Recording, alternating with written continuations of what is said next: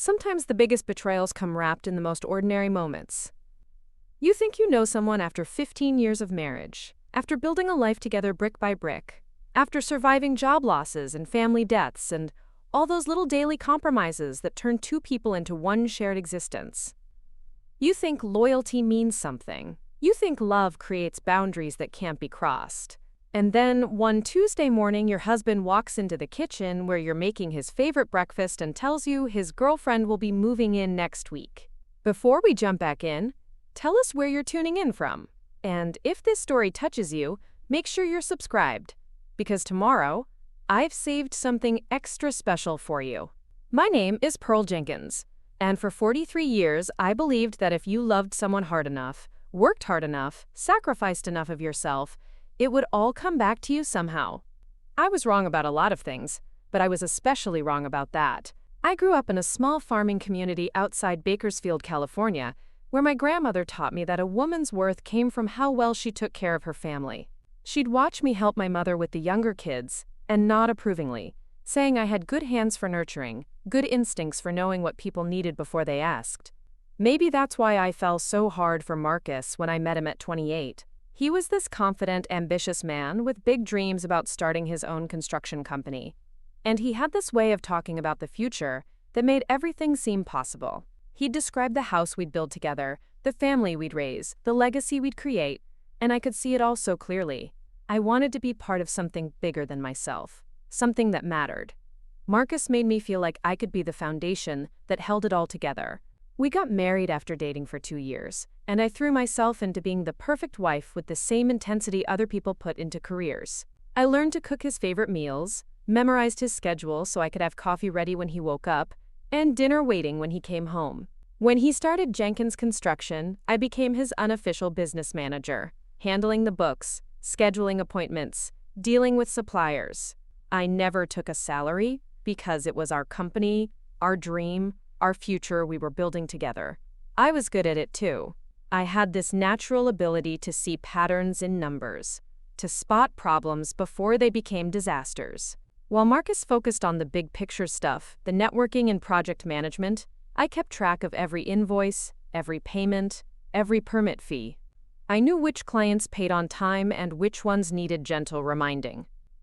I could tell you exactly how much profit we made on each job and where we could cut costs without sacrificing quality. Marcus used to joke that I had a calculator for a brain, but he said it with pride, like my financial skills were something that reflected well on him. The early years were hard but hopeful. We lived in a cramped apartment above a bakery, saving every penny to buy our first house. I worked part-time at a local credit union while managing the construction business books in the evenings. Marcus worked 12-hour days, coming home covered in sawdust and paint, exhausted but excited about each new project. We'd sit at our tiny kitchen table after dinner, me with spreadsheets spread everywhere, him sketching out plans for the house we'd build once the business took off. It took 7 years, but we finally saved enough for a down payment on a small house in a decent neighborhood. Nothing fancy, just a 3-bedroom ranch with a big backyard and enough space for Marcus to have a proper home office. I remember the day we got the keys, how Marcus swept me up and carried me over the threshold like we were newlyweds again. We stood in the empty living room holding hands, and he promised me this was just the beginning. Soon we'd have the custom house, the kids, the whole picture we'd been working toward. But the kids never came.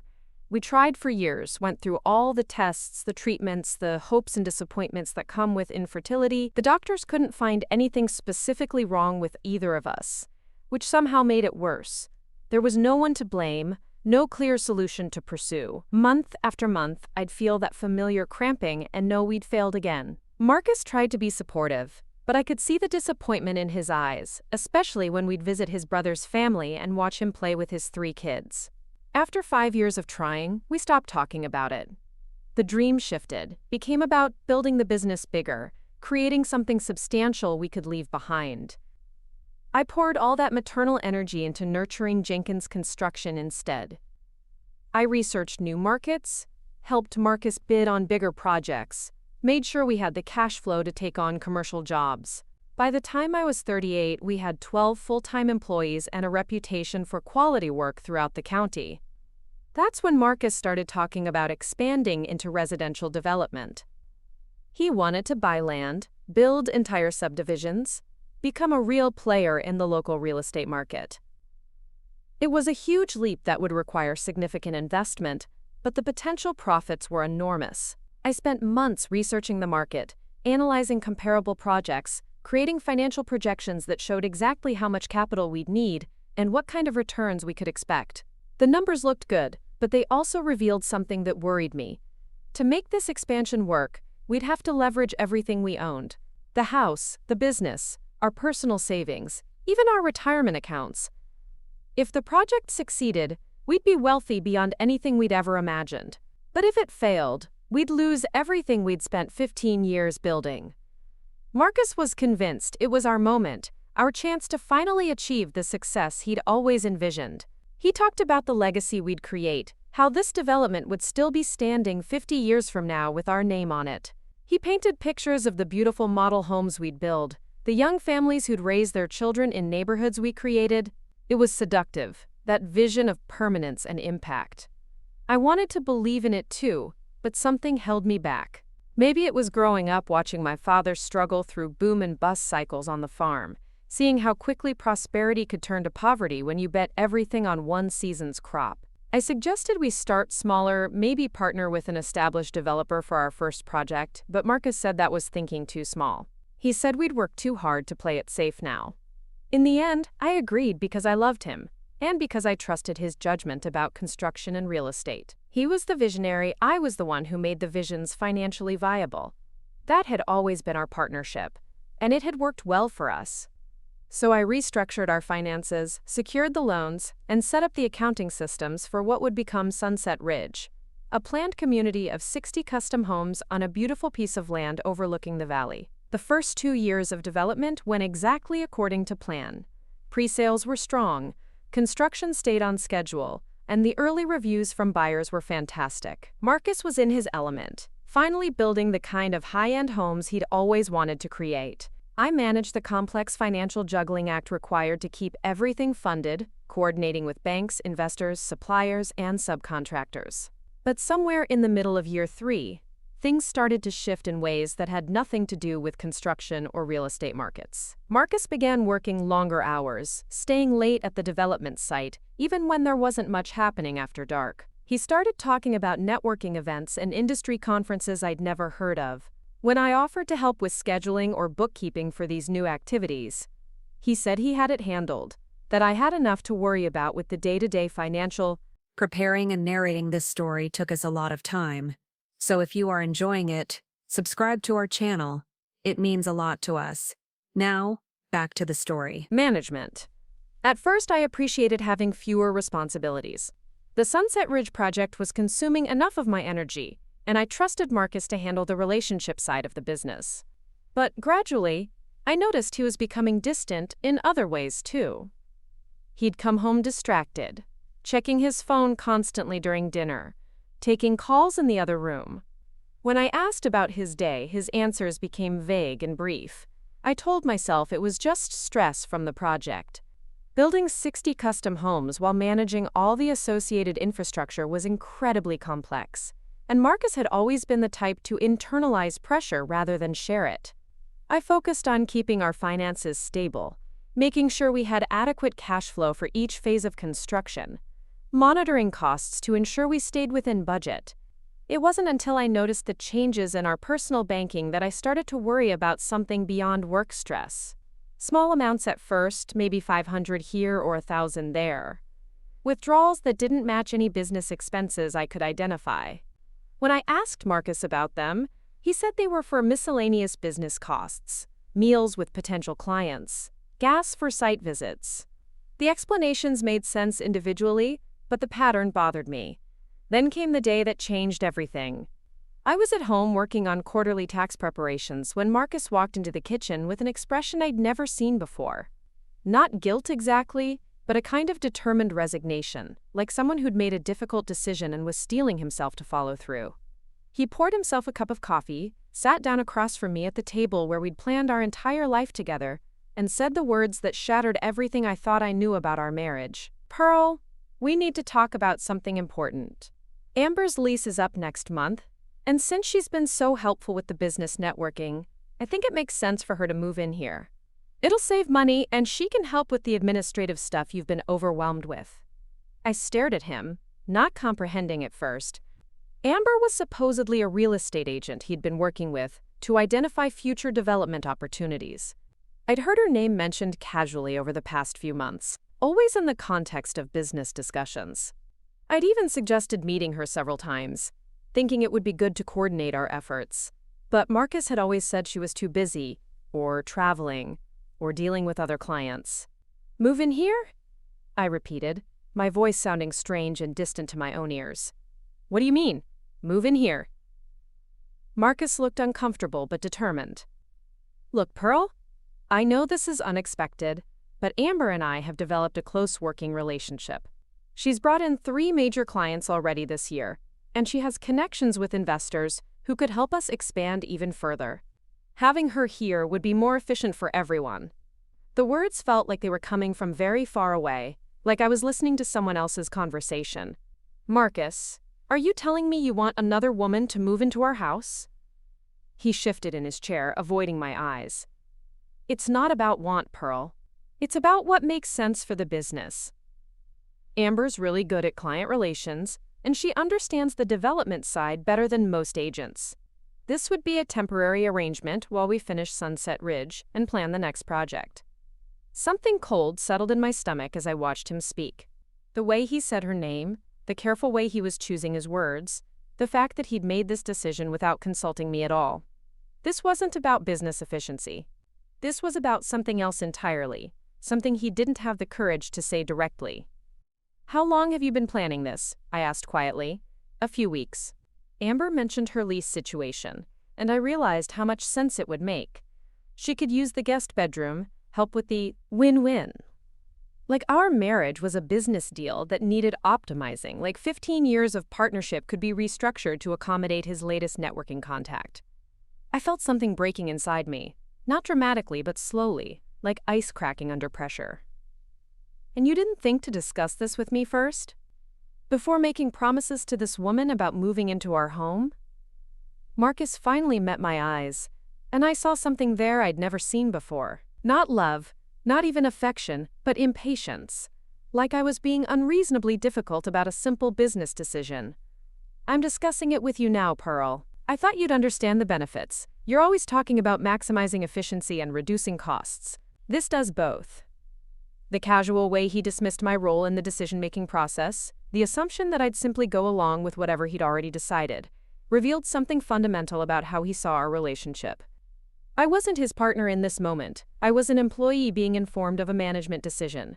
I looked around the kitchen we'd renovated together 5 years earlier, at the breakfast nook where we'd shared thousands of morning conversations, at the family photos that documented 15 years of holidays and anniversaries and shared dreams. Everything looked exactly the same, but the context had shifted so completely that it felt like I was seeing our life for the first time. When is she supposed to move in? I asked, surprised by how calm my voice sounded. Next weekend. I already told her it would be fine. Already told her, not asked me, not discussed it as a possibility, but promised another woman she could live in the house I'd spent 15 years turning into a home. The presumption was staggering, but even more staggering was the realization that he genuinely seemed to expect my cooperation. I closed the laptop where I'd been working on our tax documents, papers that detailed exactly how much wealth we'd accumulated together, how much we'd risked on his development dreams, how intertwined our financial lives had become. For the first time in our marriage, I felt like those numbers might be important in a way I'd never considered before. I need some time to think about this, I said finally. Marcus nodded, looking relieved that I wasn't arguing or making a scene. I knew you'd be reasonable about it once you understood the business advantages. Amber's really excited to be part of the team. Part of the team. Like our marriage was just another business venture that could be restructured whenever market conditions changed. I watched him finish his coffee and head back to his office, probably to call Amber and tell her the wife had been successfully managed. The obstacle had been removed. I sat alone in the kitchen for a long time after he left, staring at the financial documents spread across the table. Profit and loss statements, bank reconciliations, loan documents, investment portfolios. The entire financial infrastructure of our shared life laid out in neat columns and careful calculations. For 15 years, I'd been the one who understood exactly how much everything cost and what it was worth. I knew every asset, every liability, every stream of income, and every recurring expense. I knew which investments were performing well and which ones were risky. I knew the real value of Sunset Ridge. Not just Marcus's optimistic projections, but the actual numbers based on current market conditions and realistic sales projections. And for the first time since we'd gotten married, I started thinking about what all those numbers might mean if our partnership dissolved. The next few days passed in a strange, suspended kind of silence. Marcus went about his routine as if nothing fundamental had changed, as if he'd simply announced a minor scheduling adjustment, rather than invited another woman to live in our home. He seemed genuinely puzzled by my quietness, occasionally asking if I was feeling all right or if something was bothering me at work. I spent those days paying attention to things I'd stopped noticing years ago. The way he checked his phone immediately upon waking up and right before going to sleep. The way he'd developed new habits, showering and changing clothes before coming home from work sites, something he'd never done in all our years together. The way he talked about Amber with an enthusiasm that had been missing from his voice when he talked about anything else, including our marriage. I also spent those days quietly reviewing our financial situation with new eyes. Not as the supportive wife helping to build our shared future, but as someone who might need to understand exactly what assets existed and how they could be divided. It was a strange exercise, looking at 15 years of careful financial planning and wondering how it might all be unwound. The house was worth significantly more than we'd paid for it, both because of market appreciation and because of the improvements we'd made over the years. The business had substantial value too, though much of it was tied up in the Sunset Ridge development. Our retirement accounts were healthy, and we had a diversified investment portfolio that I'd built slowly and carefully over the years. But we also had substantial debt. The development loans, the business line of credit, the mortgage on our home that we'd refinanced twice to fund various expansions. Everything was interconnected in ways that would make separation incredibly complex. Marcus had always trusted me to manage these complexities, but I wondered if he'd thought about how difficult it would be to untangle them if our partnership ended. On Friday afternoon, 3 days before Amber was scheduled to move in, I made a decision that surprised even me. I called my college roommate Sarah, who'd become a successful divorce attorney in Sacramento, and asked if she had time for a confidential consultation. "Pearl?" Sarah's voice was warm but surprised. "It's been ages. How are you? How's Marcus?" "That's actually what I need to talk to you about," I said. "Sarah, if someone wanted to understand their legal options in a marriage that might be ending, what would be the first steps?" There was a long pause. "Pearl, honey, what's going on? Are you and Marcus having problems?" "He's moving his girlfriend into our house next week," I said, and hearing the words out loud made them real in a way they hadn't been before. "He's what?" Sarah's professional composure slipped completely. "Pearl, are you serious? He actually told you he's moving another woman into your home?" "He says it's for business reasons. She's a real estate agent who's been helping with client relations." I could hear how ridiculous it sounded even as I said it. "And you believe that?" "No," I admitted. "No, I don't believe that at all." Sarah was quiet for a moment. "Pearl, I need you to listen to me very carefully. Before you do anything else, before you confront him or make any decisions about the marriage, you need to protect yourself financially. Do you have access to all your financial records?" "I manage all our finances," I said.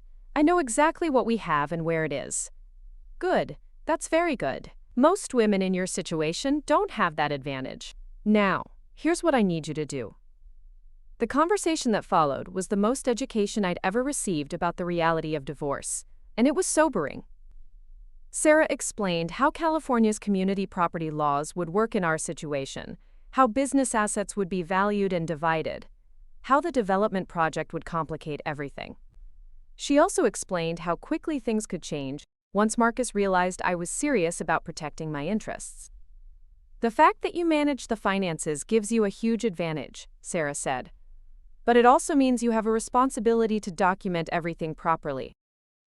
If this marriage is ending, you need to make sure you have complete records of all assets and debts as of right now before anything changes. That weekend, while Marcus was at the development site and before Amber moved in, I spent 2 days creating the most comprehensive financial documentation of my life. I photographed every document, downloaded every statement, created spreadsheets that detailed every asset and liability we owned, jointly or separately. I opened a new email account and sent copies of everything to myself, creating a backup that Marcus couldn't access or delete. It was methodical, careful work, the same kind of detailed analysis I'd always done for our business planning. But this time, instead of building something together, I was preparing to take it apart. Sunday evening, Marcus came home with boxes in his truck and a nervous energy I'd never seen before. Amber was moving in the next day, and he seemed to finally realize that the situation might be more complicated than he'd anticipated. "Pearl," he said as we stood in the kitchen where he'd first announced his plan, "I want you to know that having Amber here doesn't change anything between us. This is just business, just a temporary arrangement to help with the development project." I looked at him, this man I'd loved and trusted and built a life with, and I realized that he genuinely believed what he was saying.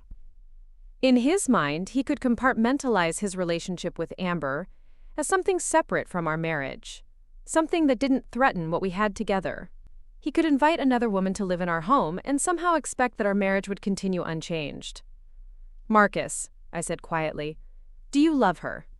The question seemed to catch him off guard. He opened his mouth to answer, then closed it, then looked away toward the window. "It's complicated, Pearl. She understands the business in a way that's been really helpful. We work well together." That's not what I asked. He was quiet for a long time, and in that silence I got my answer. "I care about her," he said finally. "But that doesn't mean I don't care about you too. This doesn't have to change everything we've built together." I nodded, understanding for the first time that Marcus wasn't just betraying our marriage. He was living in a fantasy where he could have both relationships without consequence, where his choices didn't require sacrifice or loss. He wanted me to be the supportive wife who managed his finances and made his life comfortable, while he explored whatever emotional and physical connection he'd developed with Amber. It was, I realized, the ultimate expression of how he'd always seen our relationship. I was infrastructure, the foundation that supported his dreams and ambitions. Amber was inspiration, the exciting new possibility that made those dreams feel fresh and achievable again. In his mind, he needed both, and he couldn't understand why I wouldn't simply accept that arrangement. That night, after Marcus went to sleep, I sat at my computer and began making a different kind of plan. Not the financial projections and development timelines I'd spent years creating for our shared future, but a careful strategy for protecting myself and everything I'd worked to build. I thought about my grandmother, who'd taught me that a woman's worth came from how well she took care of her family. She'd been wrong about that, I realized. A woman's worth came from how well she took care of herself, especially when the people she'd been caring for decided she was expendable. Tomorrow, Amber would move into the guest bedroom of the house I'd spent 15 years turning into a home. But tonight, I was done being the accommodating wife who made everyone else's life easier at the expense of her own dignity and happiness. It was time to show Marcus exactly what happened when you took the foundation for granted. It was time to see how well his dreams could stand without the infrastructure that had been supporting them all along. And I had a feeling that the financial education I was about to provide would be far more expensive than anything he'd learned in 15 years of marriage. Monday morning arrived with the sound of a moving truck in our driveway. I watched from the kitchen window as Marcus directed 2 men carrying boxes and furniture up the front steps, his movements animated in a way I hadn't seen in months. He was wearing his good jeans and the blue shirt I'd bought him for his birthday, clothes he usually reserved for important client meetings or special occasions. Amber stepped out of a silver BMW convertible that looked expensive enough to cost more than most people's annual salary. She was younger than I'd expected, maybe early 30s, with the kind of effortless blonde hair and designer casual clothes that suggested money had never been a serious concern in her life.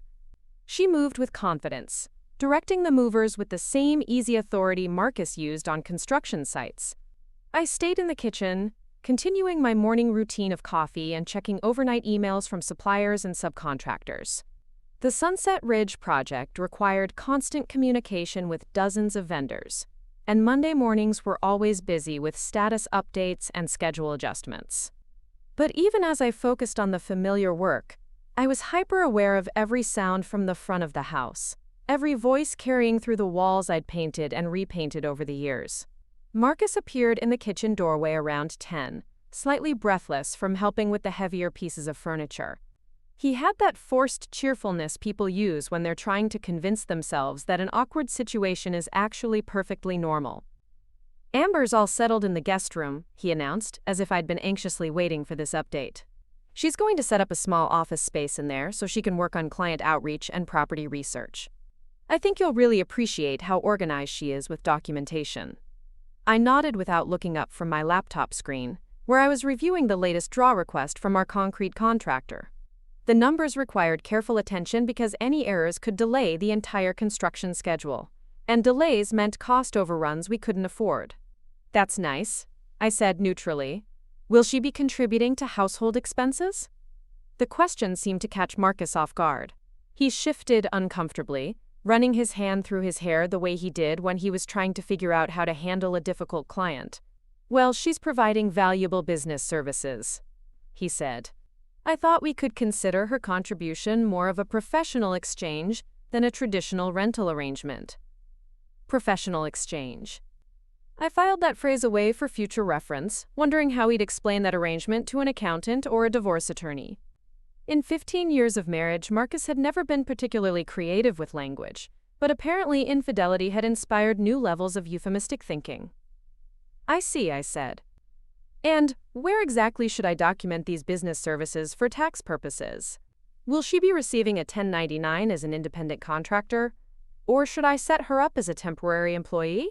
Marcus looked genuinely confused by the question, as if the practical implications of his arrangement had never occurred to him. This was typical Marcus thinking, all big-picture vision with someone else expected to handle the boring details of implementation. "I haven't really thought about the paperwork aspect," he admitted. "Maybe we can just keep it informal for now." Informal. Another word I'd be remembering later. In my experience, successful businesses didn't operate on informal arrangements, especially when it came to financial relationships and professional services. But then again, maybe this particular arrangement wasn't really about business success. "Of course," I said. "I'm sure we can figure out the details as we go." Marcus seemed relieved by my cooperative tone, apparently taking it as evidence that I was adjusting well to the new situation. He disappeared back toward the guest room, leaving me alone with my laptop and a growing sense of clarity about what was actually happening in my marriage. Over the next few hours, I became aware of a constant background soundtrack of voices from the other end of the house. Amber had a distinctive laugh, bright and frequent, that seemed to punctuate every conversation. Marcus's voice was different too when he talked to her, more animated and engaged than I'd heard in months. They were discussing property markets and development opportunities, but the energy between them had nothing to do with real estate. By lunchtime, I'd finished the morning's business tasks and found myself at loose ends in my own home. Usually, I'd spend the afternoon on project planning or financial analysis, but the presence of another woman in the guest room made it difficult to concentrate on our shared future when I was no longer certain we had one.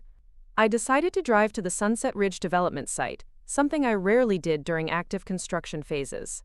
Marcus preferred to handle the on-site management, while I focused on the financial and administrative aspects from home. But today I wanted to see the progress for myself, to understand exactly what we'd built together, and what it might be worth if everything fell apart. The drive took 20 minutes through rolling hills and newer subdivisions, communities that had been farmland when Marcus and I first moved to the area. The growth was visible everywhere, new shopping centers and office complexes, and housing developments spreading across what had once been open space. It was the kind of expansion that had made Marcus's development dreams seem not just possible but inevitable. Sunset Ridge occupied a particularly beautiful piece of land on a hillside overlooking the valley. Marcus had chosen the location carefully, balancing scenic views with practical considerations like access to utilities and proximity to good schools. The master plan called for 60 custom homes ranging from modest family houses to luxury estates, all designed to blend with the natural landscape while maximizing the spectacular views. I parked near the sales trailer and walked through the development, noting the progress on each phase of construction. About 20 homes were in various stages of completion, from foundation work to final finishing touches. The quality was obvious even to my untrained eye. Marcus had insisted on using premium materials and skilled craftsmen, positioning Sunset Ridge as a high-end community that would attract affluent buyers willing to pay for superior construction and design. The financial implications were impressive. Based on current pre-sales and market comparisons, the completed development would generate profits of approximately $3 million above our total investment. Not enough to make us wealthy by California standards, but enough to fund the next project and establish Jenkins Construction as a major player in residential development. Of course, those profits depended on completing the project successfully and selling the remaining homes in a market that remained strong. Any significant delays or cost overruns could quickly erode our margins, and the debt load we'd taken on to fund construction meant we had very little room for error. I found Marcus near the model home, talking with the site foreman about electrical work in the luxury houses that would anchor the development's high-end market positioning. He seemed surprised to see me but pleased that I'd finally come to see the progress in person. "Pearl, I didn't expect you out here today. What do you think?" "Pretty impressive, right?" I looked around at the construction activity, the homes taking shape according to plans we'd reviewed together countless times over the past 3 years. It was impressive, representing the culmination of everything we'd worked towards since starting the business. It was also, I realized, the source of most of our current financial vulnerability. "It's beautiful," I said honestly. "How's the timeline looking for the next phase?" Marcus launched into a detailed update about permitting approvals and subcontractor schedules, the kind of operational discussion we'd had hundreds of times over the years. But as he talked, I found myself thinking less about construction timelines and more about financial timelines. How long would it take to complete the project? When would we receive the final payments that would allow us to pay off our development loans? What would happen to the construction schedule if Marcus became distracted by personal complications? "Are you feeling all right?" Marcus asked, apparently noticing that my attention had wandered. "You seem distracted." "Just thinking about cash flow projections," I said, which was true enough. "This is a lot of capital tied up in a single project." Marcus nodded, but I could see he wasn't really focused on the financial implications. He was a builder first, energized by the tangible progress of turning empty land into a thriving community. The money was important to him mainly as a way of keeping score and funding the next, bigger project. That evening, I returned home to find Marcus and Amber in the kitchen, working together to prepare dinner. The sight stopped me in the doorway, not because it was shocking, but because it was so unexpectedly domestic. Amber was chopping vegetables while Marcus grilled chicken, and they moved around each other with an easy familiarity that spoke of practice. "Pearl!" Amber looked up with a bright smile that seemed genuinely friendly. "Perfect timing. We made extra if you'd like to join us." I stared at her, this woman who'd moved into my home and was now offering to share a meal she'd prepared in my kitchen using groceries I'd presumably paid for. The casual presumption was breathtaking, but what struck me more was how completely comfortable she seemed with the situation. "That's very thoughtful," I said carefully. "I actually have some work to finish up, but thank you." Marcus looked disappointed, as if I was being antisocial rather than appropriately cautious about dining with my husband's girlfriend. "You've been working all day, Pearl. Take a break and have dinner with us." Amber was just telling me about some interesting investment opportunities she's been researching. Investment opportunities. I wondered what kind of investments a real estate agent would be researching, and whether those opportunities might require access to the capital Marcus and I had spent 15 years accumulating. "Maybe another time," I said. "I want to finish reviewing the quarterly tax estimates tonight." I retreated to our home office, a converted bedroom where I'd managed our business finances for over a decade. The familiar space felt like a refuge, surrounded by filing cabinets and computer equipment and the organizational systems I'd developed to track every aspect of our financial life. But even here, I could hear voices from the kitchen, the sound of Marcus and Amber talking and laughing over dinner. The easy intimacy of their conversation was more painful than any dramatic confrontation would have been. This wasn't a momentary lapse in judgment or a midlife crisis that would burn itself out quickly.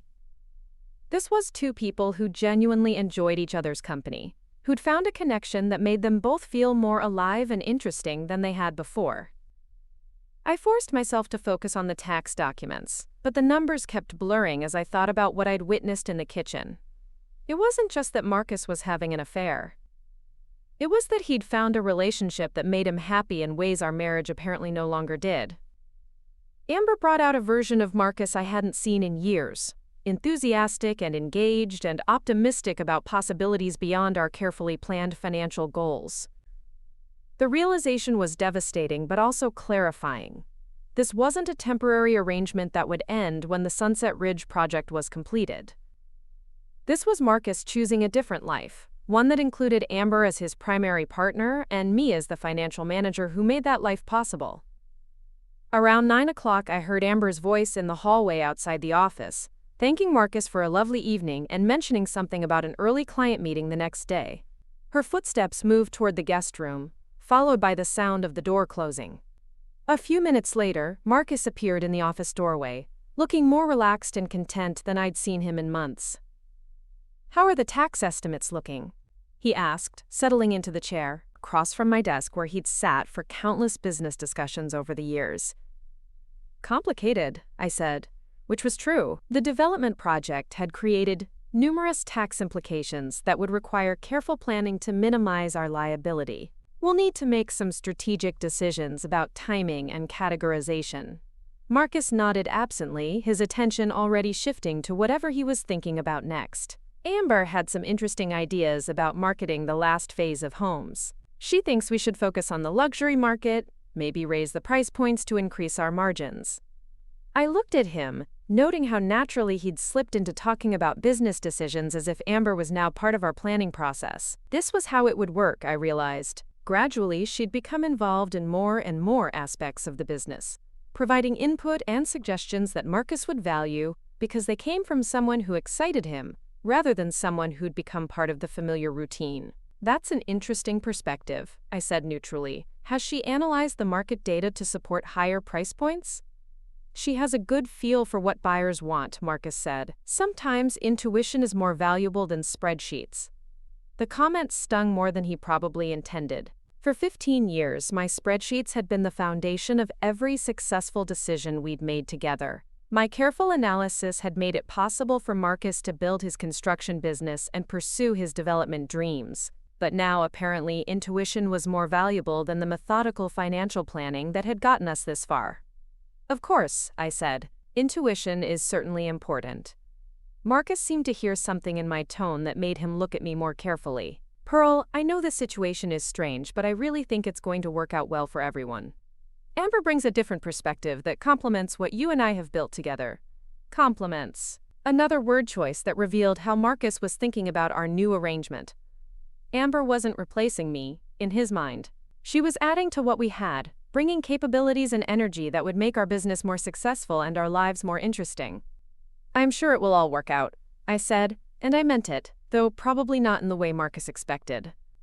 The next few weeks settled into a routine that felt surreal in its apparent normalcy. Amber became a constant presence in the house, working from the guest room during the day, and joining Marcus for meals and evening conversations about business opportunities and development strategies. She was unfailingly polite to me, always offering to include me in their plans and activities, but it was clear that the real relationship was between her and Marcus. I found myself observing their interactions with the same analytical attention I brought to financial planning, noting patterns and dynamics that revealed the true nature of their connection. They had inside jokes and shared references that excluded me.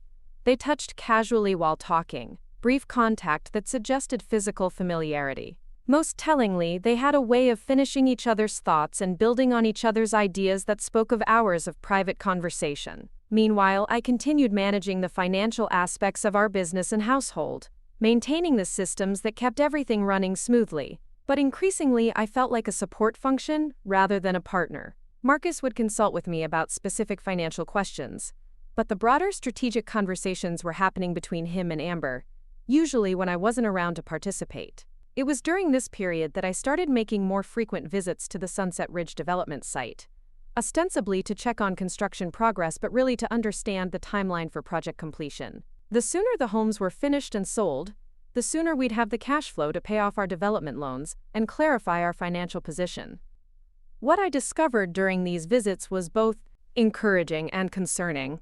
The construction quality remained excellent, and buyer interest was strong enough to support the premium pricing Marcus and Amber had discussed.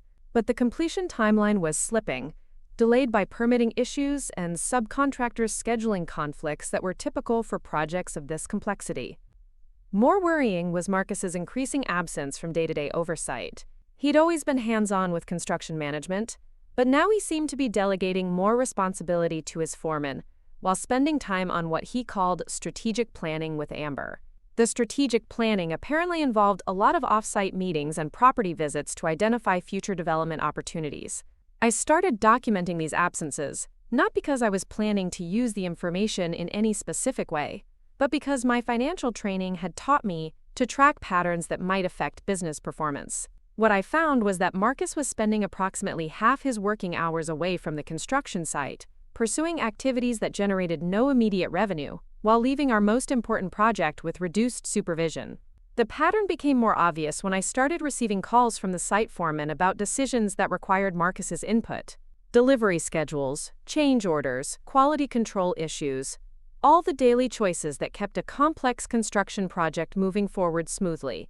When I couldn't reach Marcus immediately, I'd have to tell the foreman to wait or proceed with his best judgment, creating delays and inefficiencies that we couldn't afford. After the third such call in 1 week, I decided to address the issue directly. I found Marcus and Amber in our home office, reviewing property listings on the computer and discussing the investment potential of various development sites. "Marcus," I said, "Jim called about the electrical rough-in for Building C. He needs your approval to proceed with the upgraded panel configuration, but he can't wait until tomorrow because it would delay the drywall crew." Marcus looked annoyed by the interruption, as if operational details were beneath his attention now that he was focused on bigger picture planning. "Can't Jim handle it himself? He's been doing electrical work for 15 years. "He can handle the installation," I said patiently, "but the upgraded configuration adds $8,000 to the cost, and he needs authorization for change orders above $5,000. This was a policy Marcus himself had established to prevent cost overruns, but he seemed to have forgotten that detail in his irritation at being pulled away from his strategic session with Amber. "Fine," he said. "Tell him to go ahead with whatever he thinks is best." I stared at him, not believing what I'd just heard. Marcus had never been casual about cost control, especially not for discretionary upgrades that could easily push us over budget if we weren't careful about cumulative impacts. "Are you sure? $8,000 isn't a small amount, and if we approve upgrades like this throughout the project, we could be looking at significant cost overruns." Marcus waved his hand dismissively. "Pearl, we can't micromanage every decision. Sometimes you have to trust people to do their jobs." Amber nodded supportively. "Marcus is right. Successful developers focus on the big picture and delegate operational details to qualified team members." I looked at her. This woman who'd been involved with our business for a matter of weeks and was now offering advice about construction management and cost control. Her confidence was remarkable, but it was based on no actual experience with the financial realities of development work. "Of course," I said. "I'll tell Jim to proceed." I left the office and called the foreman back, authorizing the electrical upgrade while making a note in my project tracking system. $8,000 wasn't enough to threaten the overall project, but it was a sign of changing priorities that worried me more than the immediate cost. That evening, I spent several hours updating my financial projections for Sunset Ridge, incorporating the electrical upgrade and estimating the cumulative impact of similar decisions throughout the remaining construction phases. What I found was sobering. If Marcus continued to approve discretionary upgrades without careful oversight, we could easily exceed our budget by $200,000 or more. The math was unforgiving. Our profit margins depended on completing the project within a specific cost range, and we'd borrowed against future profits to fund the current construction phases. Any significant cost overruns would reduce our profits proportionally, and large enough overruns could threaten our ability to repay the development loans entirely. I'd seen this pattern before in the construction industry. Successful contractors who got distracted from operational management and lost money on projects that should have been profitable. The difference was that those contractors were risking other people's money. Marcus was risking everything we'd built together over 15 years of careful financial planning. The realization crystallized something that had been building in my mind for weeks. This wasn't just about Marcus having an affair, or even about Amber moving into our home. This was about fundamental changes in how Marcus approached business decisions, changes that could destroy our financial security even if the marriage somehow survived. I opened a new spreadsheet and began creating detailed projections for various scenarios. What would happen if cost overruns reduced our profits by 20%? 30%? 50%? What would happen if Marcus's distracted management led to construction delays that pushed completion into a different market cycle? The numbers were stark. In the worst-case scenarios, we could lose everything. The house, the business, our retirement savings, all the assets we'd accumulated through 15 years of disciplined financial management. We could end up bankrupt, starting over in our 40s with nothing to show for the life we'd built together. But there was another set of numbers that told a different story. If I acted quickly, while we still had substantial assets, and before Marcus's poor decisions created irreversible damage, there might be ways to protect at least some of what we'd built together. I spent the rest of the evening researching California divorce law and asset protection strategies, reading legal websites and financial planning guides, with the same focused attention I brought to business analysis. What I learned was that timing was crucial in these situations.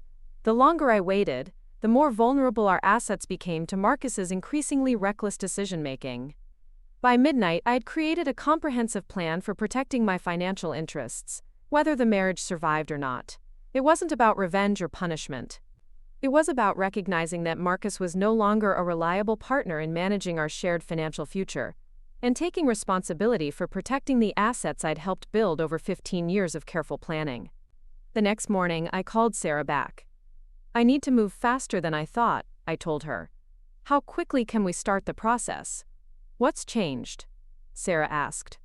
I explained about the cost overruns, the delegated management, the pattern of financial decisions that suggested Marcus was no longer focused on protecting our shared interests. "Pearl," Sarah said when I'd finished, "you're absolutely right to be concerned. Business assets can disappear very quickly when one partner stops exercising proper oversight. How much are we talking about in total exposure?" I looked at the spreadsheets I'd created the night before, columns of numbers that represented 15 years of financial growth and careful planning. Including the development project, real estate, business assets, and retirement accounts? About $4.7 million. Sarah was quiet for a moment. "Pearl, we need to meet this week. Today if possible. With that much money involved, every day we wait increases the risk that assets will be dissipated through poor business decisions or transferred in ways that will be difficult to recover." I looked around the home office where I'd managed our finances for over a decade, at the filing cabinets full of documents that proved exactly how much we'd built together and how much I'd contributed to that success. "I can be there this afternoon," I said. As I hung up the phone, I heard Marcus and Amber's voices from the kitchen, discussing plans for another property tour that would take them away from the construction site for most of the day. They sounded happy and excited, two people embarking on an adventure together without any apparent concern for the practical implications of their choices. I gathered the financial documents I'd need for my meeting with Sarah, organized in the same methodical way I'd always organized everything related to our business success. But this time, instead of planning for a shared future, I was planning for survival. It was time to show Marcus what happened when you took the foundation for granted. And I had a feeling that the education he was about to receive would be far more expensive than he could possibly imagine. Sarah's law office occupied the top floor of a sleek downtown Sacramento building, with floor-to-ceiling windows that overlooked the state capitol. I'd driven the 2 hours from home in a strange state of calm determination, carrying a briefcase full of financial documents that told the complete story of my marriage in numbers and bank statements. The receptionist offered coffee while I waited, but my stomach was already churning with nervous energy. This felt like crossing a line I could never uncross. Moving from private disappointment to legal action that would make our problems public and permanent. But as I thought about Marcus approving $8,000 electrical upgrades without bothering to review the costs, I knew I'd already lost the husband who'd once cared about protecting our shared future. Sarah appeared after a few minutes, looking every inch the successful attorney in a tailored navy suit and pearls. We'd been roommates at UC Davis 20 years ago, bonding over late-night study sessions and dreams of careers that would give us independence and security. She'd chosen law while I'd chosen marriage, but seeing her now, I wondered if she'd made the wiser decision. "Pearl," she said, embracing me warmly before leading me back to her office. "I have to say, you look remarkably composed for someone whose world is falling apart." "I've had some time to process the situation," I said, settling into a leather chair across from her mahogany desk. "And I've done enough financial analysis to understand exactly what's at stake." Sarah opened a yellow legal pad and picked up her pen. "Let's start with the basics. How long have you been married?" 15 years next month.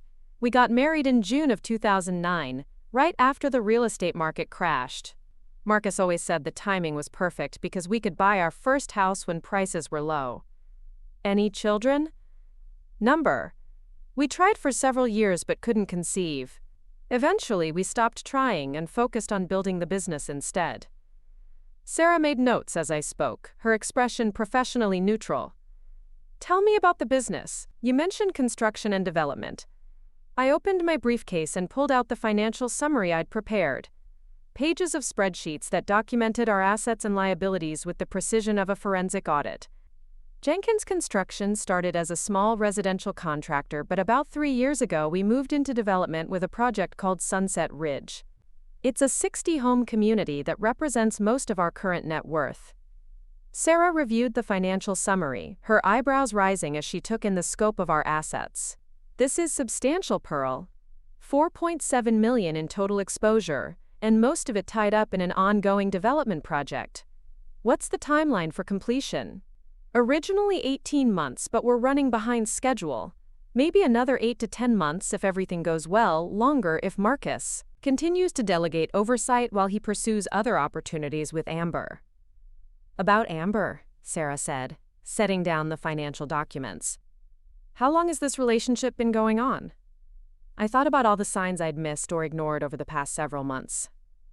The phone calls taken in other rooms, the new clothes, the unexplained absences from construction sites that required his constant attention. I'm not sure exactly. He introduced her as a business contact about 4 months ago, but the relationship was probably developing before that. "She moved into our house last week, supposedly for business reasons." Sarah's expression hardened. "He moved his girlfriend into your marital home?" "Pearl, that's not just adultery, that's intentional infliction of emotional distress. In California, that can affect property division and spousal support." "I don't want revenge," I said quickly. "I just want to protect what I've worked to build.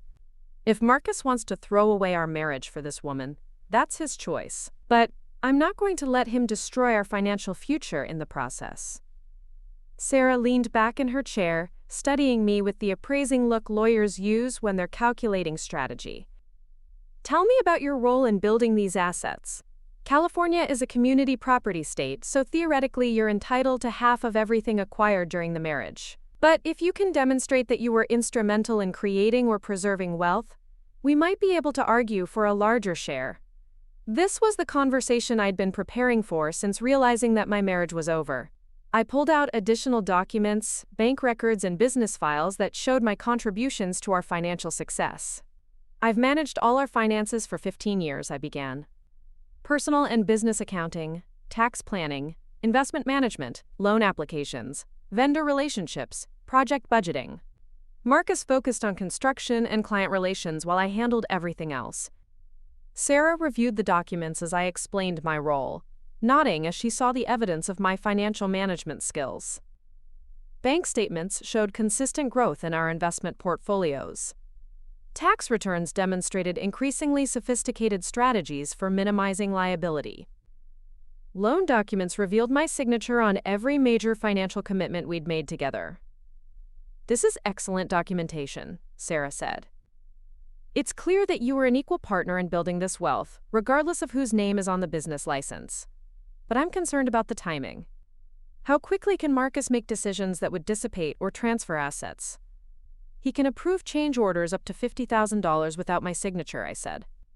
Anything larger requires both of us, but there are ways around that if he's determined to spend money recklessly. What about the development project specifically?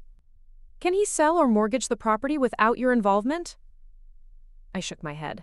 The land is owned by the business, and I'm a 50% partner. Any major transactions would require my signature, but he could easily run up costs that would reduce the project's profitability or make agreements with contractors that would be difficult to unwind. Sarah made more notes, her pen moving quickly across the legal pad. Here's what I'm thinking. We need to move on multiple fronts simultaneously. First, we file for divorce and request immediate temporary orders protecting all assets.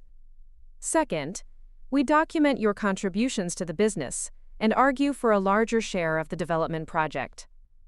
Third, we explore whether Marcus's behavior constitutes waste of community assets. What does that mean, waste of community assets? In California, if one spouse makes unreasonable financial decisions that dissipate marital property, the other spouse can be awarded a larger share to compensate for the waste. Based on what you've told me about Marcus's recent decision-making, we might have grounds for that argument. I felt a surge of vindication. After weeks of feeling helpless, while Marcus made increasingly reckless choices, it was empowering to learn that the law recognized and penalized exactly the kind of behavior I'd been witnessing. How long does this process take? That depends on how cooperative Marcus wants to be. If he contests the divorce or fights over asset division, we could be looking at 18 months or more. But we can get temporary orders in place within a few weeks that would prevent him from making major financial decisions without court approval. Sarah explained the next steps while I took notes, feeling like I was learning a new language of legal procedures and strategic considerations. Petition for dissolution, temporary restraining orders, asset valuations, discovery requests. Each term represented a weapon in a battle I'd never wanted to fight, but was now determined to win. I need to ask you something difficult, Sarah said as our meeting was winding down. Are you absolutely certain this marriage can't be saved? Because once we file these papers, there's no going back to the way things were. I thought about Marcus and Amber in my kitchen, cooking dinner together with an easy intimacy that highlighted everything missing from my marriage. I thought about the electrical upgrade he'd approved without consideration for cost control, and all the other financial decisions he'd likely make while distracted by his new relationship. The marriage ended when he moved another woman into our home, I said. I'm just accepting reality and protecting myself from the consequences of his choices. Sarah nodded, apparently satisfied with my resolve. Then we'll file the petition tomorrow morning. In the meantime, I want you to continue documenting everything. Marcus's absences from the construction site, his financial decisions, any evidence of the relationship with Amber. The more we can demonstrate that he's no longer acting in the best interests of the community property, the stronger our case becomes. I drove home through heavy traffic, my mind buzzing with legal strategies and financial projections. The meeting had been empowering, but also sobering. I was about to declare war on the man I'd loved for 15 years, using weapons I'd never wanted to learn how to use. The house was quiet when I arrived, both cars gone from the driveway. A note on the kitchen counter explained that Marcus and Amber had driven to a property showing an hour north, investigating potential sites for future development projects. They expected to be back late and suggested I not wait up.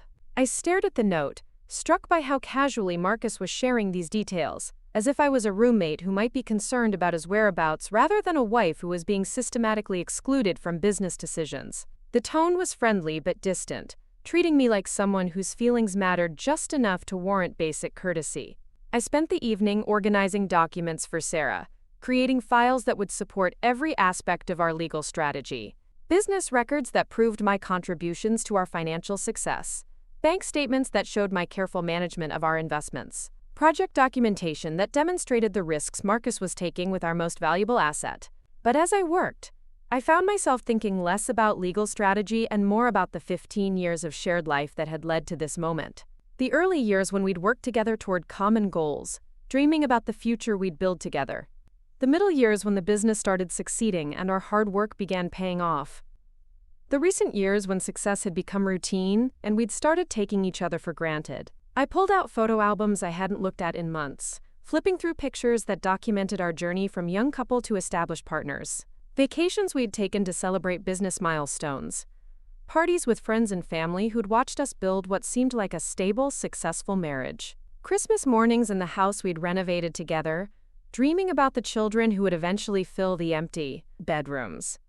The photos told a story I'd forgotten while focusing on financial planning and business management. We'd been happy once, genuinely in love and excited about the future we were creating together.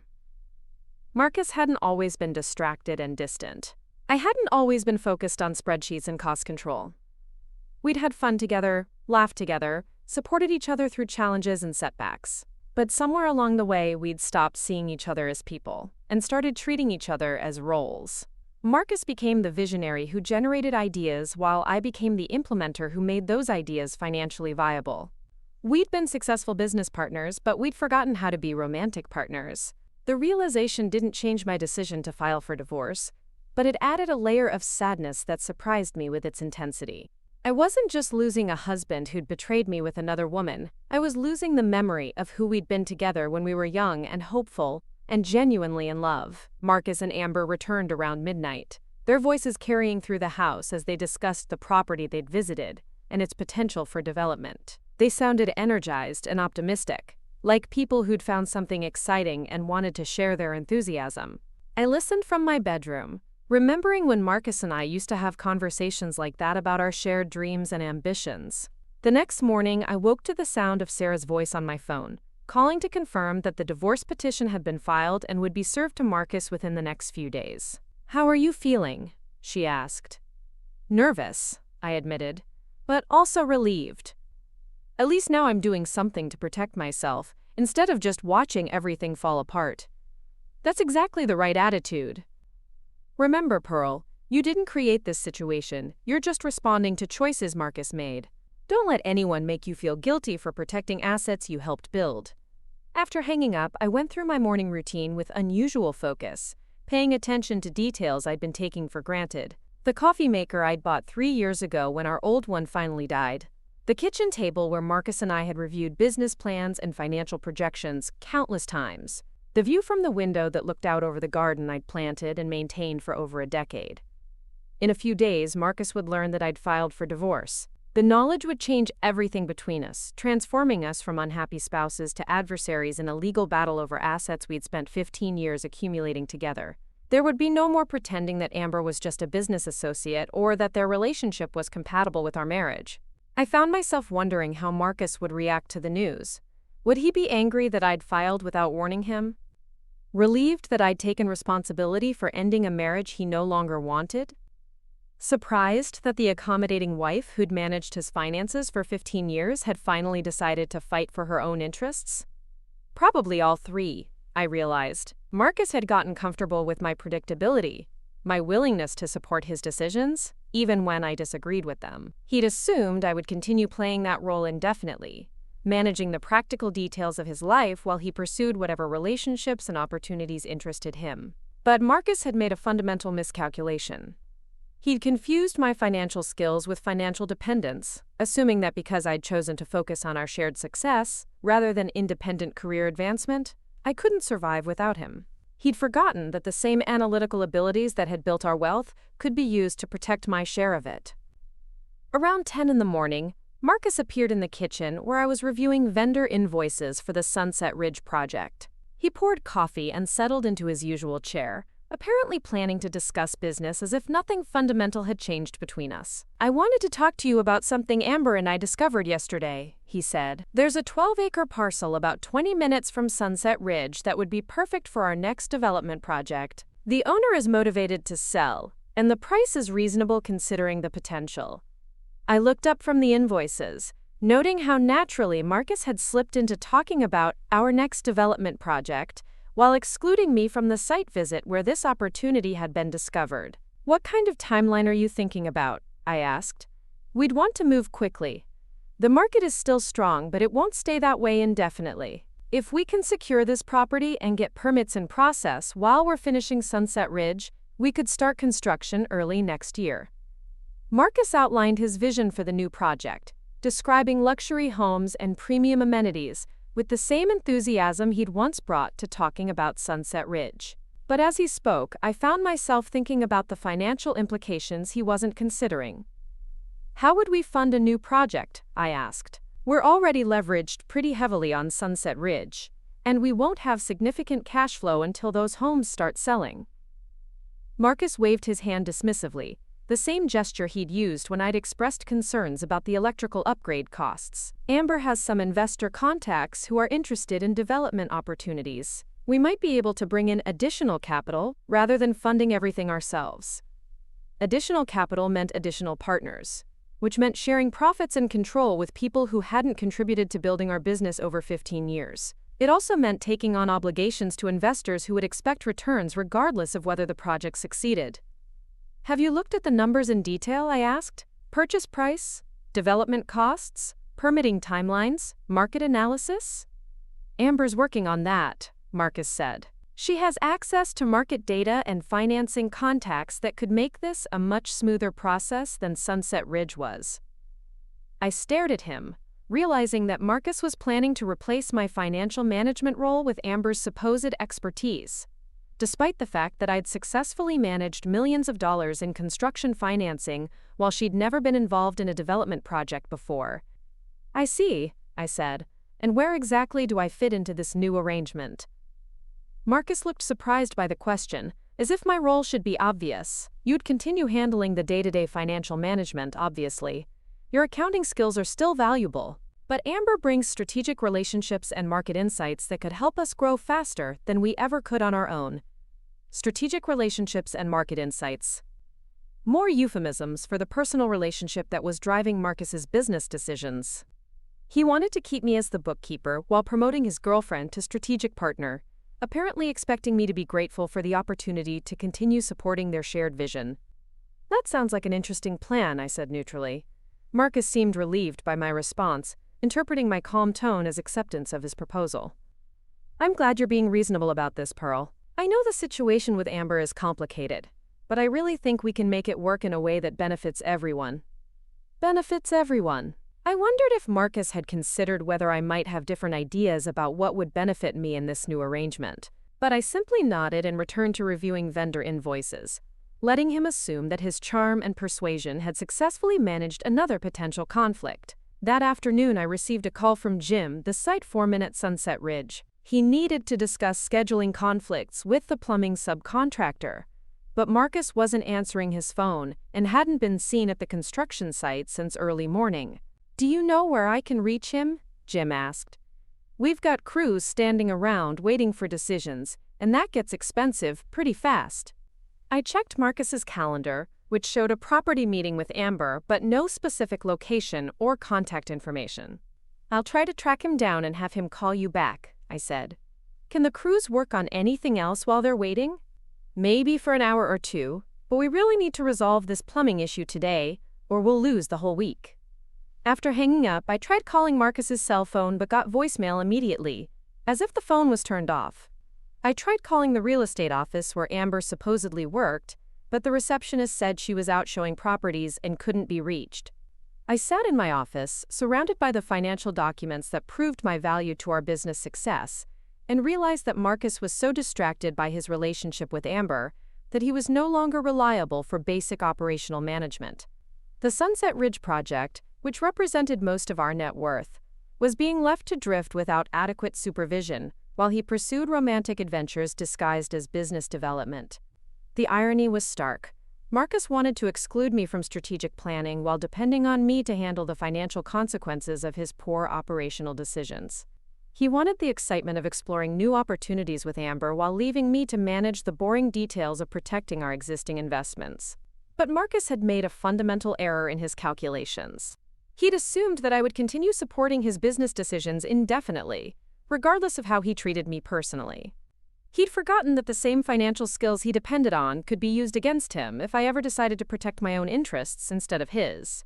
At 4 o'clock, I drove to the Sunset Ridge site myself, something I rarely did during normal business hours.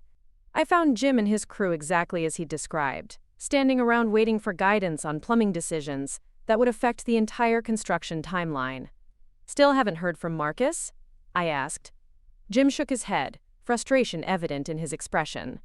"This is the third time this week he's been unreachable when we needed decisions. It's not like him to leave crews waiting like this." I looked around the construction site, noting the obvious inefficiencies created by Marcus's absence. Workers with nothing to do, equipment sitting idle, subcontractors who couldn't proceed without approval for their portion of the work. "How much does it cost when crews are standing around waiting?" I asked. Jim did quick mental calculations. Between wages and equipment rental, probably $800 an hour across all the affected crews. $800 an hour. If Marcus was unreachable for a full day, his romantic excursions with Amber were costing us more than the electrical upgrade that had worried me so much. "Can you make the plumbing decisions yourself if I give you cost approval authority?" I asked. Jim looked surprised but relieved. "Absolutely. I've been doing this for 20 years. I just need someone to sign off on change orders and approve expenses." I spent the next hour walking through the site with Jim, reviewing the pending decisions and authorizing the work needed to keep construction on schedule. It wasn't difficult work, just the kind of basic project management that Marcus used to handle automatically before he became distracted by other priorities. But as I signed change orders and approved vendor invoices, I realized that I was becoming more directly involved in construction operations just as I was preparing to divorce the man who'd created this business. The timing was awkward, but the alternative was watching our most valuable asset deteriorate while Marcus pursued adventures with his girlfriend. I drove home as the sun was setting, thinking about the conversation I'd had with Sarah about waste of community assets. If I could document that Marcus's distracted management was costing us money and threatening the success of our most important project, it would strengthen our case for larger asset division in the divorce. The house was dark when I arrived, both cars still missing from the driveway. Another note on the kitchen counter explained that Marcus and Amber had decided to have dinner with potential investors and would be back late again. I spent the evening creating detailed documentation of Marcus's absences from the construction site, calculating the costs of delayed decisions and lost productivity. The numbers were sobering. Over the past month, his distracted management had probably cost us $15,000 to $20,000 in inefficiencies and missed opportunities. More concerning was the trend. If Marcus continued prioritizing his relationship with Amber over operational management, the costs would escalate quickly. Construction projects required constant attention to maintain schedules and control expenses. Any significant delays could trigger penalty clauses with buyers and increase financing costs substantially. I was still working on the documentation when Marcus and Amber returned around 11, their voices carrying through the house as they discussed the evening's meetings. They sounded optimistic and energized, like people who'd had a successful business dinner and were excited about future possibilities. But I'd learned to interpret Marcus's enthusiasm more skeptically. His excitement about new opportunities often coincided with neglect of existing responsibilities. The bigger his dreams became, the less attention he paid to the practical details that made those dreams financially viable. Tomorrow he would be served with divorce papers that would force him to confront the consequences of his choices. The fantasy that he could maintain both relationships while pursuing new business ventures would collide with the legal reality that I was no longer willing to subsidize his adventures at the expense of my own financial security. I gathered the documents I'd been working on, evidence of Marcus's increasing unreliability and the financial costs of his distracted management.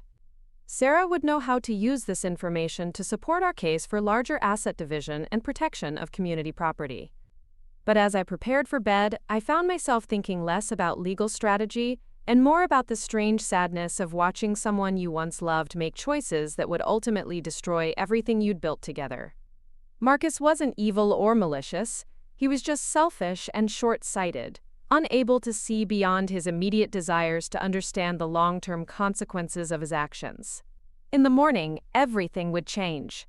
The comfortable fiction that we were still partners working toward shared goals would be replaced by the adversarial reality of divorce proceedings and asset division.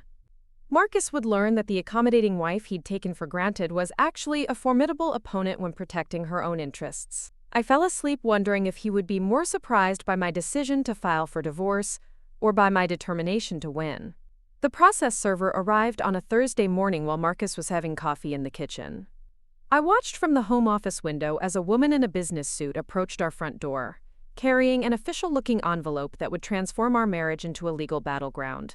Marcus answered the door with his usual friendly demeanor, probably expecting a delivery or neighborhood canvasser. I couldn't hear the conversation, but I could see the exact moment when he realized what was happening. His posture stiffened, his face went pale, and he accepted the papers with the mechanical movements of someone in shock. I busied myself with financial reports, pretending to work while straining to hear his reaction. For several minutes, there was complete silence from the kitchen. Then I heard the sound of papers rustling, followed by Marcus's voice calling my name with an edge I'd never heard before. "Pearl! Pearl! Get in here right now!" I took my time walking to the kitchen, finding Marcus standing at the counter with the divorce petition spread in front of him. His hands were shaking slightly as he held the papers, and his face showed a mixture of disbelief and rising anger. "What the hell is this?" he demanded, holding up the petition. "You filed for divorce without even talking to me about it?" I poured myself coffee with deliberate calm, noting how the familiar kitchen suddenly felt like enemy territory. "I tried talking to you about our marriage several times," I said. "You were too busy making plans with Amber to have those conversations." Marcus slammed the papers down on the counter, his voice rising with indignation. "So you go behind my back and hire a lawyer? You file legal papers without giving me any warning? Pearl, this is insane. We can work this out without involving attorneys and courts." "Can we?" I asked. "Because from where I'm standing, you've already worked it out. You decided Amber should move into our home. You decided she should be involved in business planning. You decided your marriage vows were optional. I'm just responding to the choices you already made." Marcus stared at me as if I'd become a stranger, which in many ways I had. The accommodating wife who'd supported his decisions for 15 years had been replaced by someone willing to fight for her own interests. "This is about Amber, isn't it?" he said. "Pearl, I told you that was just business. You're blowing this completely out of proportion." I looked at him steadily, noting how easily he fell back on the same lies he'd been telling for weeks. "Marcus, I've managed our finances for 15 years. I know exactly how much your business relationship with Amber is costing us. Between your absences from the construction site and the poor decisions you've been making while distracted, you've already cost us at least $20,000 in unnecessary expenses and lost productivity." The specific number seemed to catch Marcus off guard. He'd probably assumed I wasn't paying attention to the operational details of his management style. "That's not fair," he protested. "Construction projects always have unexpected costs. You can't blame normal business expenses on my relationship with Amber." "Normal business expenses," I repeated. "Is that what you call approving electrical upgrades without reviewing costs? Leaving construction crews standing around for hours because you're unreachable? Making plans for new development projects without analyzing the financial implications?" Marcus's face flushed as he realized how closely I'd been monitoring his business decisions. "You've been spying on me?" "I've been protecting our assets," I corrected. "Which apparently someone needs to do, since you're too distracted to handle basic project management responsibilities." Marcus picked up the divorce petition again, scanning through the legal language with growing alarm. "Pearl, this is asking for half of everything. The business, the house, the development project, even my retirement accounts. You can't be serious about this." "I'm completely serious.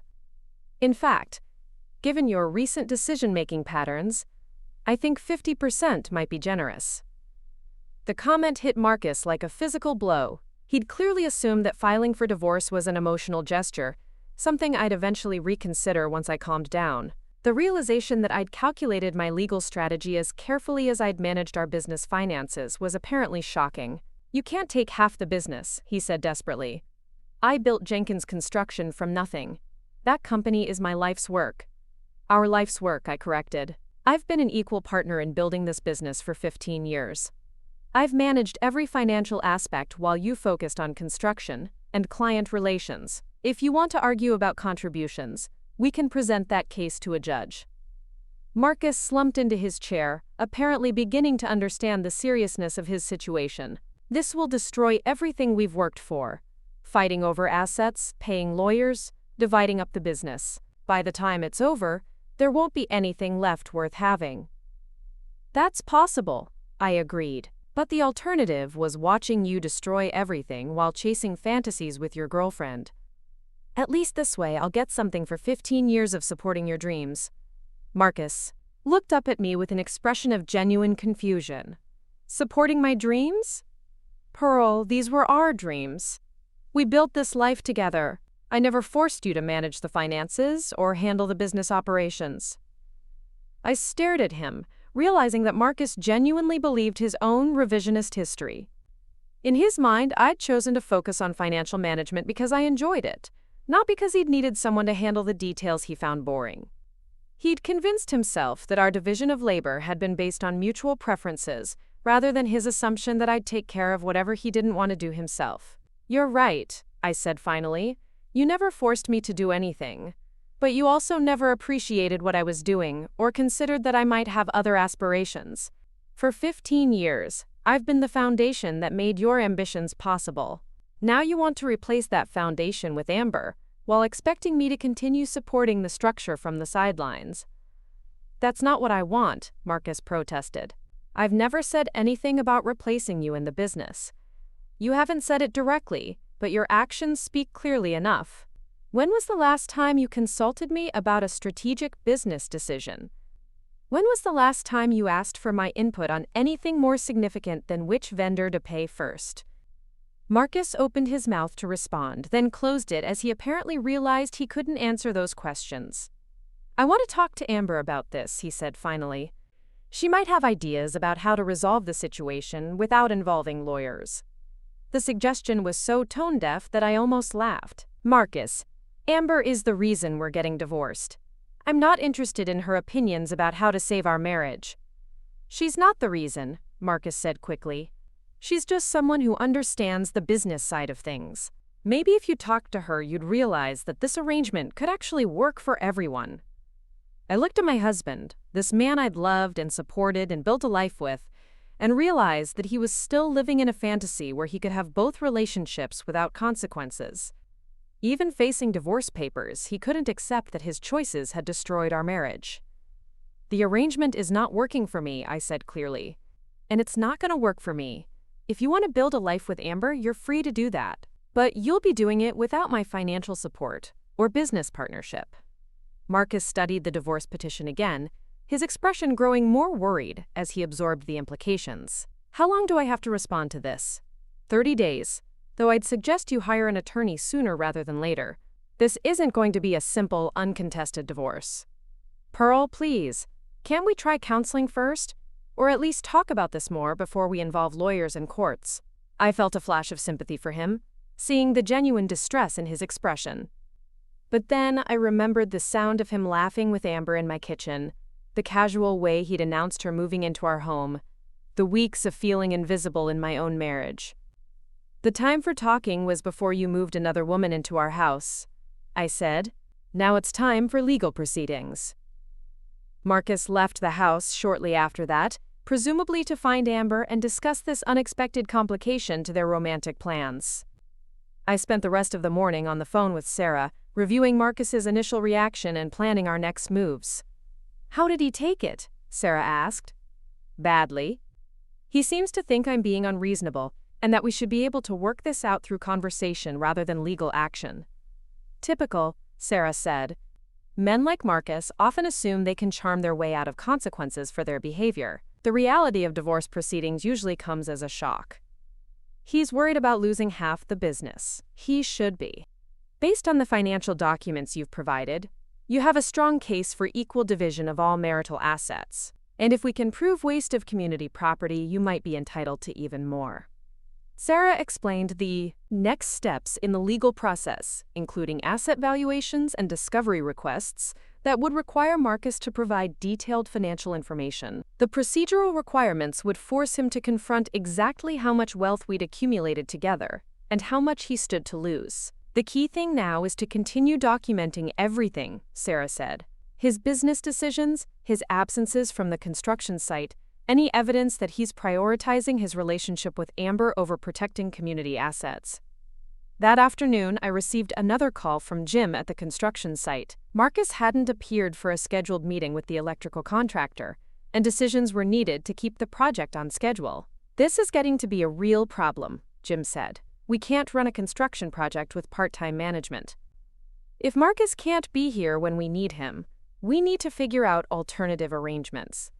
I drove to Sunset Ridge again, finding the same pattern of delayed decisions and idle crews that had been escalating for weeks. But this time, instead of trying to reach Marcus or covering for his absence, I made a different choice. "Jim," I said, "what would it take for you to handle project management directly, at least until we can resolve the current management issues?" Jim looked surprised but interested. "You mean like a temporary promotion?" "I could definitely handle the day-to-day operations if I had decision-making authority and appropriate compensation." We spent an hour discussing the scope of responsibilities and compensation structure for an arrangement that would essentially replace Marcus's operational management. Jim was qualified and experienced, and his salary demands were reasonable compared to the costs of continued delays and poor supervision. "I'll need to discuss this with the other business partner," I said, "but I think we can make this work."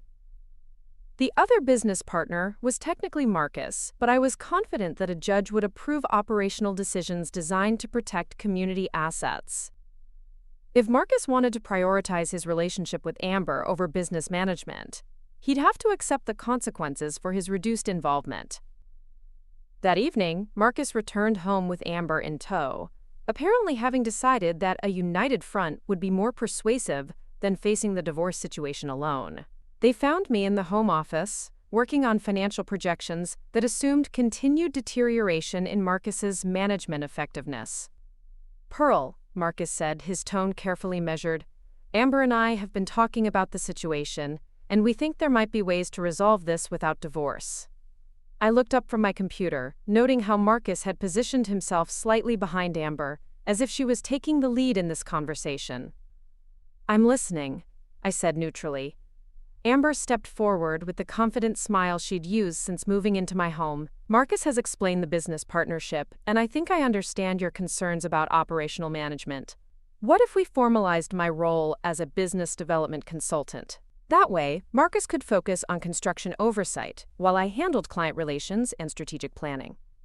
The proposal was breathtaking in its presumption. Amber was suggesting that I accept her permanent involvement in our business as a solution to the marriage problems her presence had created. "That's an interesting idea," I said carefully. "What kind of compensation would you expect for these consulting services?" "We could structure it as equity participation," Amber said.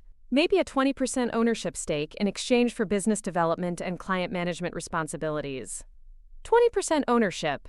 Amber was proposing that I give up part of the business I'd spent 15 years building so that she could legitimize her relationship with my husband. "I see," I said. "And how exactly would this arrangement address the issues in my marriage?" Marcus and Amber exchanged glances, apparently having anticipated this question. "Well," Marcus said hesitantly, "we thought that if you understood the business benefits of working with Amber, you might be more comfortable with her involvement in our lives." "More comfortable with her living in my house, you mean?" "It's a big house," Amber said brightly. "There's really no reason we can't all coexist peacefully while focusing on building the business." I stared at her, amazed by the casual way she was proposing to restructure my entire life around her convenience. She genuinely seemed to believe that I should be grateful for the opportunity to subsidize her relationship with my husband. "That's a very creative proposal," I said finally. "Unfortunately, I'm not interested in coexisting peacefully with my husband's girlfriend, regardless of her business development skills." Amber's smile faltered slightly. "Pearl, I understand this is difficult, but sometimes we have to set aside personal feelings for the sake of practical considerations. This business has tremendous potential, and it would be a shame to destroy it over emotional issues." Emotional issues. She was reducing the betrayal of my 15-year marriage to emotional issues that I should set aside for practical considerations. "You're absolutely right," I said. "Practical considerations are very important. Which is why I've decided to focus on protecting my share of the assets, rather than preserving a marriage that's clearly over." Marcus looked stricken. Pearl, you can't mean that. We've built too much together to throw it all away. I'm not throwing anything away, Marcus. I'm protecting what I've earned through 15 years of supporting your dreams and managing your finances. If you want to build something new with Amber, you're welcome to do that with your share of our assets. Amber's expression hardened as she apparently realized that charm and persuasion weren't going to work. This seems very short-sighted, Pearl. Divorce proceedings could take years and cost hundreds of thousands in legal fees. Wouldn't it be better to find a cooperative solution? It might be better for you and Marcus, I agreed. It's not better for me. After they left the office, I could hear them talking in urgent whispers in the kitchen.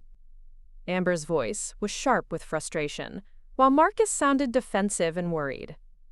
Their romantic adventure was becoming complicated by legal and financial realities they hadn't anticipated. Over the next several days, the house filled with tension as Marcus tried various approaches to changing my mind about the divorce. He alternated between pleading and anger, sometimes promising to end his relationship with Amber, and sometimes arguing that I was being unreasonably possessive. But his most revealing moments came when he talked about the business implications of our divorce. Marcus was genuinely panicked about losing half of Jenkins Construction, not because of sentimental attachment, but because he couldn't imagine building another business without my financial management skills.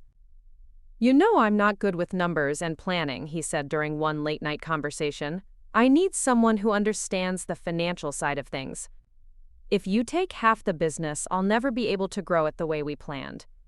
Then you should have thought about that before you decided to replace me with Amber, I replied. I never wanted to replace you in the business. I just wanted to add someone who could help with client development and strategic planning. At 20% ownership, apparently. Marcus had the grace to look embarrassed about that proposal. That was Amber's idea. I told her it probably wouldn't work. But you didn't tell her it was inappropriate to suggest that I give up part of my business to legitimize her relationship with my husband. Marcus was quiet for a moment. Pearl, I know I've handled this badly. But is there any way we can separate the personal issues from the business partnership? Can't we stay married for practical reasons even if we're not romantic partners anymore? The question revealed how completely Marcus misunderstood both marriage and my motivations. He saw our relationship as a business arrangement that could be modified to accommodate his personal preferences, rather than a commitment that he'd broken by bringing another woman into our home. No, Marcus, we can't stay married for practical reasons. Marriage isn't a business partnership that you can restructure whenever market conditions change.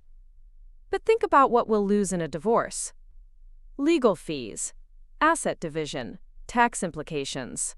By the time it's over, we'll have spent hundreds of thousands of dollars destroying what we built together. We'll have spent that money protecting what I built while you were taking it for granted, I corrected. As the deadline for Marcus's response to the divorce petition approached, his desperation became more obvious. He hired an attorney, but it quickly became clear that his legal options were limited by the strength of my case and the documentation I'd provided. The turning point came when Sarah received Marcus's financial disclosure documents, required as part of the divorce proceedings. The papers revealed information I hadn't known about our business finances, including transactions that suggested Marcus had been moving money in ways that weren't immediately obvious from the regular financial reports. Pearl, Sarah said during a phone call that made my blood run cold, we need to meet immediately. There are some irregularities in Marcus's financial disclosures that we need to discuss. I drove to Sacramento that afternoon, carrying copies of our business financial records for comparison with the documents Marcus had submitted to his attorney. What Sarah showed me was devastating.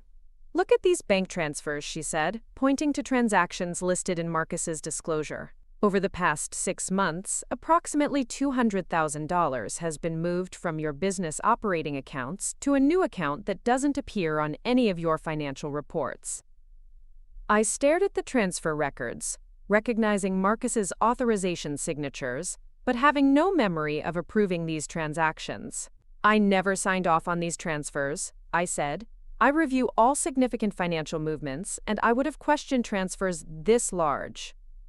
Sarah's expression was grim. Pearl, this looks like Marcus has been moving community assets without your knowledge. If that's the case, it's a serious violation that could affect the entire divorce settlement. We spent the next hour comparing Marcus's disclosures with my financial records, identifying discrepancies that painted a disturbing picture.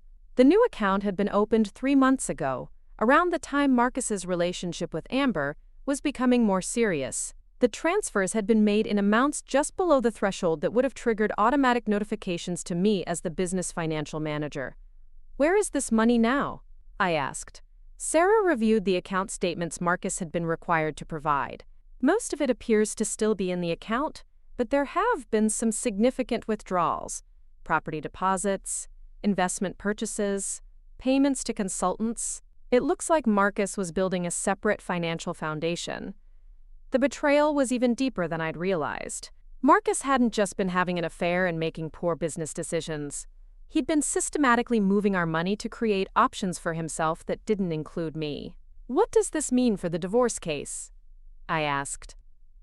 "It means we have grounds to argue that Marcus has been dissipating community assets, which is exactly what we needed to support a larger settlement award. A judge will not look favorably on secret accounts and unauthorized transfers." Sarah explained the legal implications while I tried to process the emotional impact of Marcus's financial betrayal. He'd been planning his exit from our marriage for months, quietly positioning himself for a future that didn't require my cooperation or consent. "How much do you think this changes the settlement negotiation?" "Substantially. Instead of arguing for 50% of assets, we can now argue that Marcus owes you compensation for the funds he moved without authorization. Depending on how much money we can trace and recover, you could end up with 60 or 70% of the total marital estate." I drove home in a state of numb determination, understanding for the first time the full scope of Marcus's betrayal. He hadn't just fallen in love with another woman. He'd been planning to leave me financially vulnerable while building a new life with resources we'd accumulated together. Marcus was waiting in the kitchen when I arrived, his expression tense with worry. "We need to talk," he said. "My attorney says there are some issues with the financial disclosures that we should try to resolve directly." I sat down across from him at the table where we'd planned our business strategy and shared 15 years of meals together. "Issues like the $200,000 you moved to a secret account?" I asked. Marcus's face went pale. "Pearl, I can explain that. It's not what it looks like." "What does it look like, Marcus?" "It looks like I was trying to hide money from you, but that's not what was happening. I was setting aside funds for the next development project, creating a separate account to keep those resources from getting mixed up with Sunset Ridge expenses. Without telling me, without discussing it, without having me co-sign the account authorizations." Marcus shifted uncomfortably. "I wanted it to be a surprise. I was planning to present the whole development plan once I had everything organized. A surprise that coincidentally happened to coincide with your relationship with Amber and your plans to exclude me from strategic business planning." Marcus was quiet for a long moment. "Pearl, I never intended to exclude you from anything. I was just trying to organize things more efficiently." I looked at him, noting the careful way he was choosing his words, the lawyerly precision that suggested he'd been coached on how to explain his actions. "Marcus, I've managed our finances for 15 years. I know the difference between efficient organization and financial deception. What you did was move community assets without my knowledge or consent. I'll transfer the money back," he said quickly. "All of it. Today, if you want. This doesn't have to be a big issue in the divorce." "It's already a big issue. The account exists, the transfers are documented, and the withdrawals are traced. You can't undo financial betrayal by promising to fix it after you're caught." Marcus slumped in his chair, apparently realizing that his secret financial planning had made his legal situation much worse. "What do you want from me, Pearl? How can we resolve this without destroying everything?" I thought about his question, considering the various ways this conflict could be settled. Marcus was offering to cooperate now, but only because he'd been caught and was facing serious legal consequences. "I want exactly what I've always wanted," I said. "I want to be treated as an equal partner who contributed to building our shared wealth. I want to be compensated fairly for 15 years of supporting your dreams and managing your finances. And I want you to face consequences for betraying that partnership. But what does that mean in practical terms?" What kind of settlement would you accept? I'd been thinking about this question since learning about the secret account, running scenarios that would protect my interests while acknowledging the complexity of dividing business assets. 70% of all marital assets, I said, including the house, the business, the development project, and all investment accounts. You can keep 30% and build whatever new life you want with Amber. Marcus stared at me in shock. 70%? Pearl, that's not fair. I built this business. I found the development opportunities. I managed all the client relationships. And I managed all the finances that made your construction work profitable. I secured all the loans that funded your development dreams. I handled all the operational details that kept the business running while you focused on the exciting parts. But 70% means I'd lose control of my own company. You've already lost control of your company by making poor decisions and moving money without authorization. The only question now is whether you want to settle for 30% or fight for less and pay legal fees that could consume most of the remaining assets. Marcus was quiet for several minutes, apparently calculating his options and realizing how limited they were. What about Amber? He asked finally. Where does she fit into this arrangement? She doesn't. Your relationship with Amber is your personal choice, but it doesn't entitle her to any portion of the assets we built together over 15 years. She's been instrumental in developing new business opportunities. Then pay her from your 30%. But she doesn't get to claim ownership of business assets she had no role in creating. Marcus looked defeated, apparently understanding that his romantic plans would need to be funded from a much smaller resource base than he'd anticipated. How long do I have to decide? My attorney will present the settlement offer tomorrow. You'll have 7 days to accept or reject it. If you reject it, we'll proceed with litigation that will probably cost both of us another $100,000 in legal fees. That evening, Marcus and Amber had what sounded like a difficult conversation in the guest room, their voices carrying through the house in urgent whispers punctuated by longer silences. I couldn't hear the specific words, but the tone suggested that Amber was learning about financial realities she hadn't previously considered. Around midnight, I heard the front door close and a car engine starting in the driveway. Through the bedroom window, I watched Amber's BMW pulling away from the house, leaving Marcus alone to contemplate his diminished circumstances. The next morning, Marcus appeared in the kitchen looking exhausted and defeated. He poured coffee with shaking hands and sat across from me without making eye contact. Amber thinks I should fight the settlement, he said quietly. She says 70% is unreasonable, and that any judge would see it as punishment rather than fair division. What do you think? I asked. Marcus was quiet for a long time, staring into his coffee cup, as if it might contain answers to questions he didn't want to ask. I think I've lost everything that mattered to me, he said finally. The marriage, the business partnership, probably most of the money. And for what? For a relationship with someone who's only interested in me when I can provide financial security and business opportunities. The admission was more honest than anything Marcus had said in months. I felt a flicker of sympathy for him, recognizing the man I'd once loved beneath the poor decisions and selfish choices. You haven't lost everything, I said gently. 30% of our assets is still enough to start over if you're smart about it. You have construction skills and industry connections. You could build something new if you were willing to work for it, instead of expecting it to be handed to you. Marcus looked up at me with an expression of genuine regret. I'm sorry, Pearl, for all of it. For Amber, for the secret account, for taking you for granted. You deserved better than how I treated you. The apology was 15 years too late, but it was also the first time Marcus had taken full responsibility for his choices, rather than trying to justify or minimize them. Thank you, I said. That means something even now. Will you consider reducing the settlement to 60%? I know I don't deserve your generosity, but it would make a significant difference in my ability to rebuild. I thought about his request, weighing my desire for maximum compensation against the practical benefits of a quick settlement. 65%, I said finally, and you transfer the remaining secret account funds back to our joint business account today. Full documentation, no hidden reserves, no additional surprises. Marcus nodded gratefully. Done. And Pearl? For what it's worth, you're going to be fine. You're smart and capable, and you understand business better than most people. You'll probably be more successful on your own than you ever were supporting my dreams. 3 weeks later, I sat in Sarah's office signing the final divorce papers that would make our settlement legally binding.